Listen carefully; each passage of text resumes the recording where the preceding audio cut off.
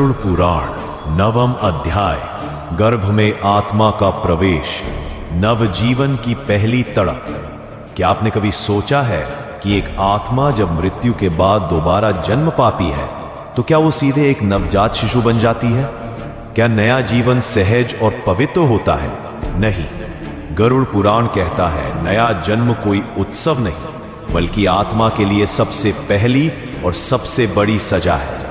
जब आत्मा अपने पुराने शरीर को त्याग देती है तो यमदूत उसे चित्रगुप्त के सामने लाते हैं। वहां हर कर्म का लेखा जोखा होता है। अगर कर्म इतने अच्छे होते हैं कि आत्मा को स्वर्ग मिले तो वह एक अलग मार्ग पर जाती है। अगर पाप भारी होते हैं तो आत्मा को नर्क में भेजा जाता है। लेकिन जिनके कर्म मिश्रित होते हैं उन्हें दोबारा मानव योनि में जन्म लेने का आदेश दिया जाता है। अब शुरू होती है पुनर्जन्म की सबसे भयानक प्रक्रिया, आत्मा का गर्भ में प्रवेश। गरुड़ पुराण कहता है जब आत्मा गर्भ में प्रवेश करती है तो वह 10 महीने तक उल्टा लटकी रहती है।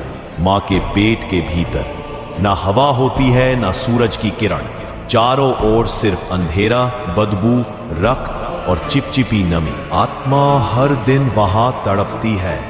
हर पल उसे अपने पिछले जन्म के पाप याद आते हैं। वो पुकारती है, हे प्रभु मुझे क्षमा करो, मैं अब से अच्छे कर्म करूंगा, मैं किसी को दुख नहीं दूंगा, किसी का अपमान नहीं करूंगा, मुझे बस एक और मौका चाहिए।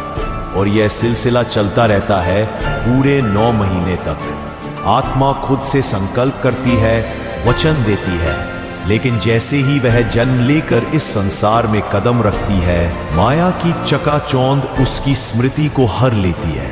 वो सारे संकल्प टूट जाते हैं। फिर से वही अहंकार, वही लोभ, वही पाप, उसी चक्र में आत्मा फंस जाती है। गरुड़ पुराण यहीं पर सबसे बड़ी चेतावनी देता है।